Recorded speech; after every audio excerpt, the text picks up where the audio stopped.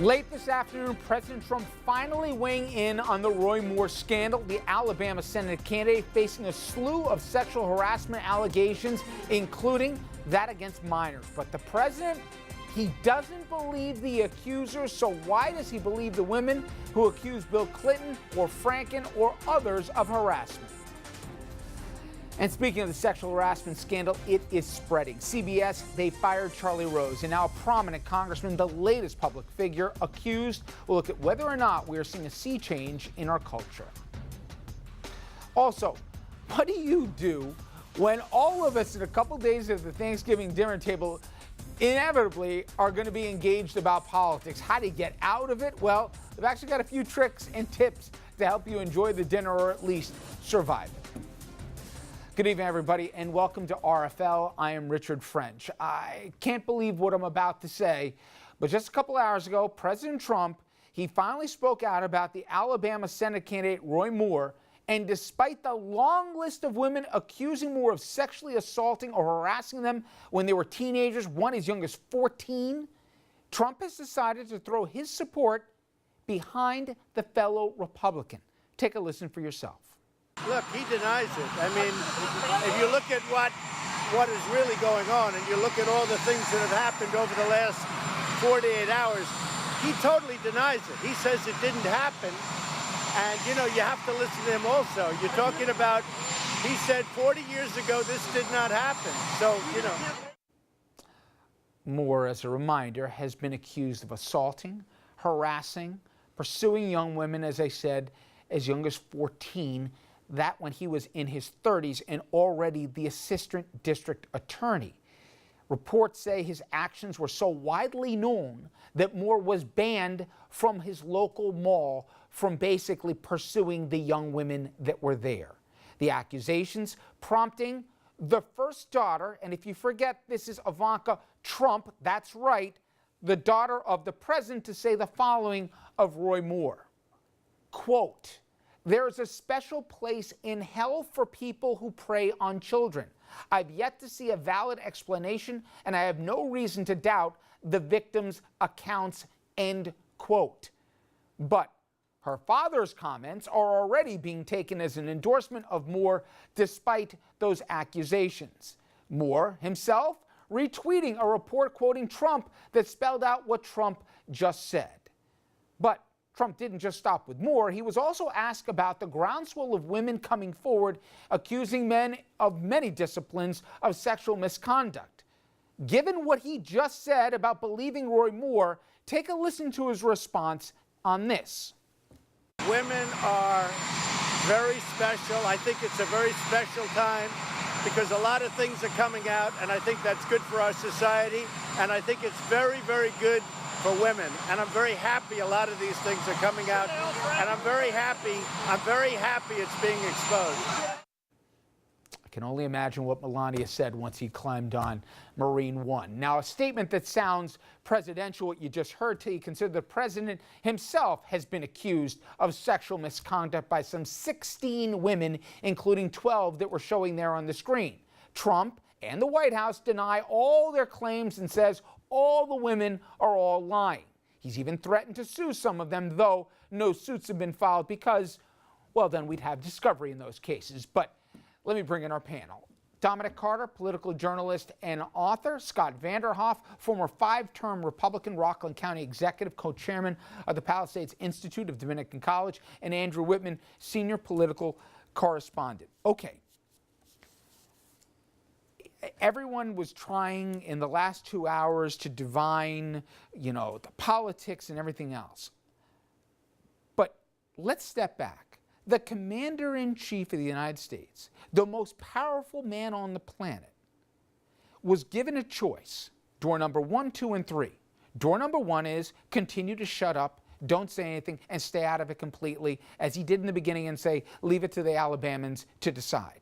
Door number 2 is follow fellow Republicans, the Senate Majority Leader, the Speaker of the House, countless other Republicans, his own family and everyone, Republicans, and condemn Roy Moore, say they wouldn't vote for Roy Moore, and some going as so far to say even if he won, we will immediately have a vote on the floor of the Senate to unseat him.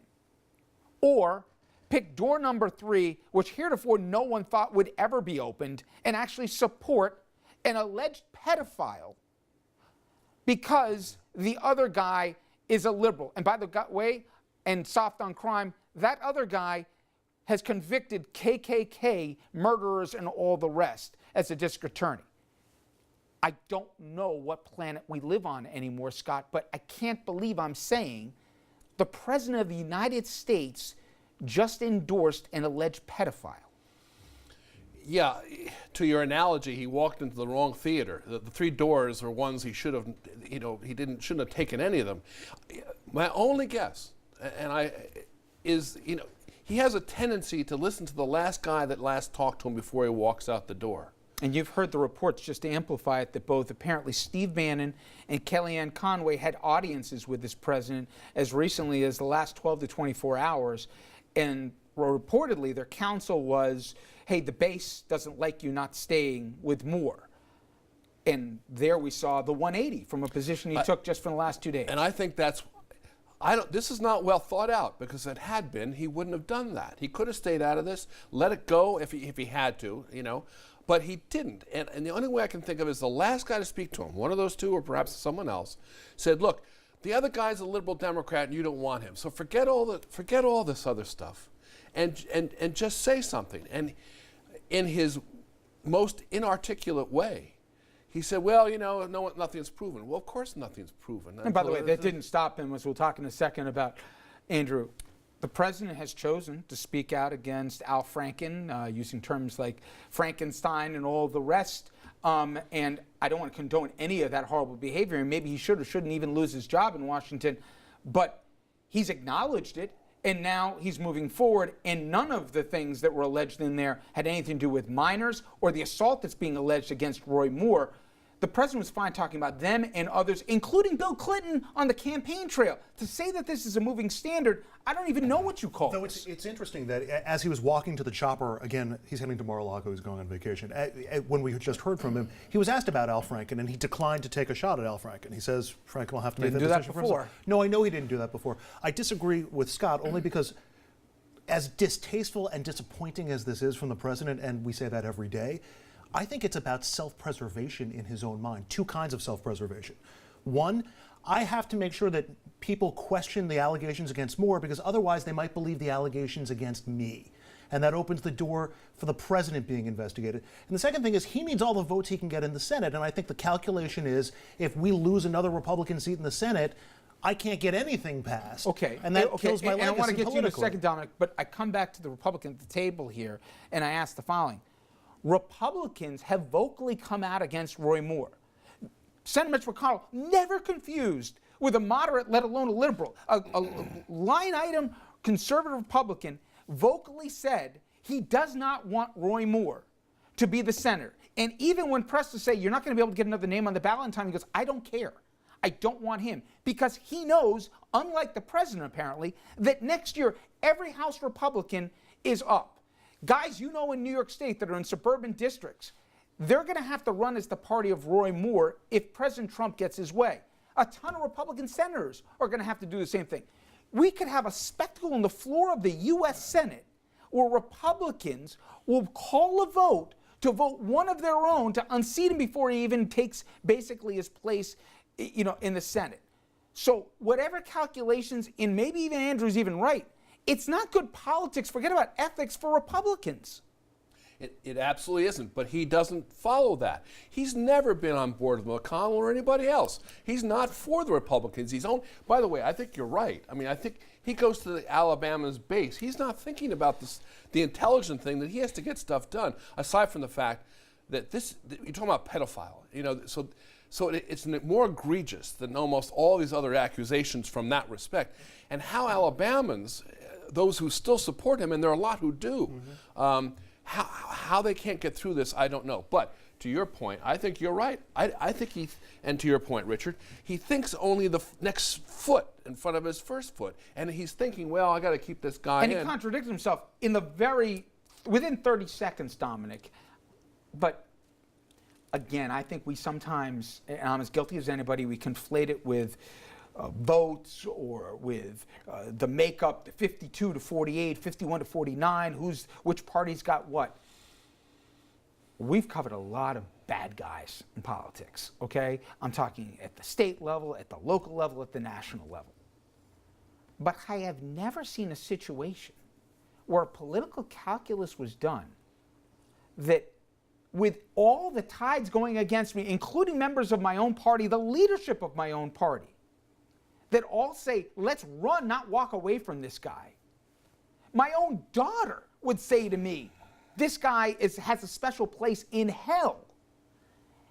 A president defends, yes, he's alleged at this point, but if anyone has seen the testimony or at least the interviews with these women and all the attempts, by the way, of even Roy Moore's wife to discredit her that then were disproven, to come out after all of that and say, I'm with him? I forget that I've never seen it before. I just don't even know what to say. We're going to get into a minute. This is hurting this country. No doubt about it. But it shouldn't surprise anybody at this table. And I use the words intelligence. I'm just going to throw it out there. I'm not going to say who I'm directing it at. And we're dealing with a president that he just doesn't see things the way everybody else does. This is a sad day for America.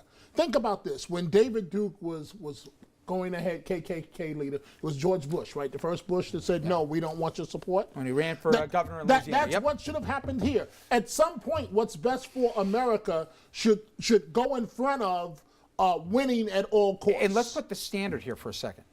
What have we seen that's happened in the last 48, 72 hours?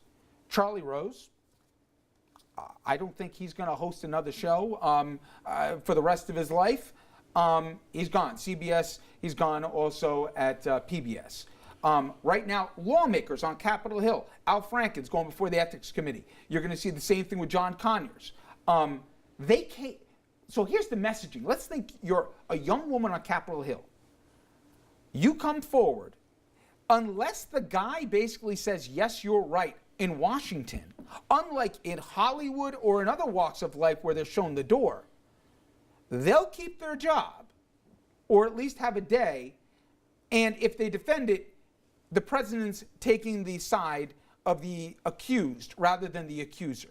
I mean, Andrew, again, I've seen emotional, stoic reporters in the last 2 hours saying, what is my president telling me? Where do I stand? Where do I rate anymore?